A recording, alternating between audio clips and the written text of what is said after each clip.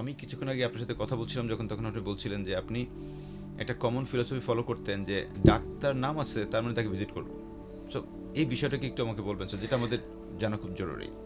আসলে প্রফেশনালি আমরা বেক্সিমকো ফার্মায় কাজ করতাম। বেক্সিমকো ফার্মা থেকে একটা নিয়ম ছিল যে একজন সিভিল সার্জন হয়তো বা উনি প্র্যাকটিস করেন না, প্রেসক্রিপশন করেন না, এবং সিভিল সার্জনের আন্ডারে অনেক মেডিকেল অফিসার থাকে যারা বিভিন্ন উপজেলায় বিভিন্ন দায়িত্বপ্রাপ্ত থাকে। কেউ এপিআই প্রোগ্রামে কাজ করেন, কেউ আপনার ডায়রিয়া ম্যানেজমেন্টের কাজ করেন, এবং অন্য বিভিন্ন মেডিকেল অফিসার থাকেন আর কাজ করেন।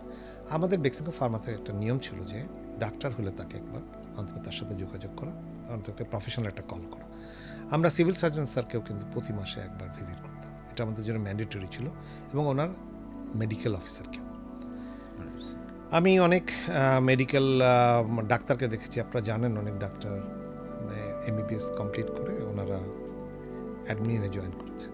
আমি একদিন খুলনা শহরে, যেহেতু ওখানে কাজ করেছি, খুলনা শহরে একটা রাস্তা দিয়ে মুসলমান পাড়া বলে একটা জায়গা আছে, আমি এখানে অন্য একজন ডাক্তারকে ভিজিট করতে গিয়েছিলাম। তো আমি যে পদ্মে যাচ্ছিলাম তখন দেখলাম একটা বাসার সাইনবোর্ড লেখা ডাক্তার বিকর্ণ কুমার ঘোষ। তো এই ডাক্তার সম্বন্ধে, যেহেতু খুলনা সিটিতে আমি কাজ করতাম, আর তখন এত মেডিকেল রিপ্রেজেন্টেটিভ ছিল না, আমরা 2জন মেডিকেল রিপ্রেজেন্টেটিভ সারা শহরে কাজ করতাম। তো সুতরাং এই ডাক্তারে আমার কাছে নতুন মনে হলো। আমি মোটরসাইকেলটা থামালাম, দরজা নক করলাম, তখন দরজা খুললেন একজন। তো আমি বললাম যে আমি ডাক্তার বিকর্ণ কুমার ঘোষকে চাচ্ছি। তো বললাম যে আমি ডাক্তার বিকর্ণ কুমার ঘোষ, ইয়াং একজন মানুষ। আমি পরিচয় দিলাম যে আমি মেডিকেল রিপ্রেজেন্টেটিভ বেক্সিমকো ফার্মা। বললো আসেন বসেন। ভিতরে বসলাম, উনি বললো যে ভাই আমি তো কোনো প্র্যাকটিস করি না, আমি তো আসলে অ্যাসিস্ট্যান্ট কমিশনার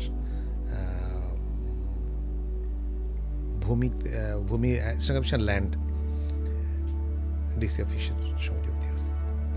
তাই আমি বললাম ঠিক আছে, আপনি যেহেতু ডাক্তার এবং আপনি একজন অ্যাসিস্ট্যান্ট কমিশনার অ্যাডমিনের কাজ করেন, কিন্তু আপনার কাছে কিন্তু প্রতিদিনই আপনার কলিগরা কেউ না কেউ অনেক রকম সমস্যা নিয়ে আসে, প্রাইমারি হয়তো সমস্যা আপনাকে সমাধান করা লাগে।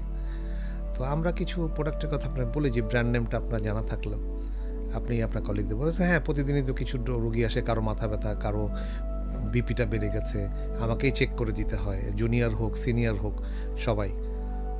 তো ওই ডাক্তারকে আমি তারপরে ওখানে ভিজিট করলাম। তারপরে প্রতি মাসে একবার অথবা 2বার আমি ওনার সাথে দেখা করেছি, যতদিন উনি খুলনায় ছিলেন আর কি।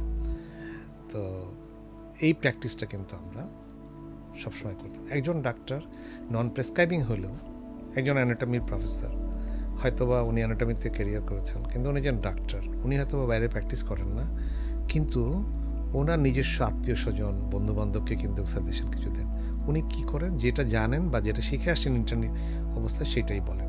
নতুন অনেক প্রোডাক্ট সম্বন্ধে যদি ওনার ধারণা না থাকে, হয়তো উনি চাইলে আপনার ট্রিটমেন্ট দিতে পারেন, কিন্তু যদি আজকে আমার ব্র্যান্ড নেমটা জানে উনি, তাহলে আমি তাকে ভিজিট করলে আমার কিছু উপকার হবে। ইনডাইরেক্টলি হয়তো আমি জানি না, তার প্রেসক্রিপশন দেখিনি, একটা অ্যান্টিপ্যারাসিট ড্রাগ লিখে দিল, একটা অ্যান্টিপ্রোটোজোয়াল ড্রাগ লাগতে পারে, একটা ব্যথার ওষুধ লাগতে পারে, বিভিন্ন জিনিসই তো সুবিধা। সেজন্য আমাদের ফিলোসফি ছিল যে ডাক্তার সে যেই হোক না কেন, যদি কোথাও থাকেন ওনাকে ভিজিট করতে।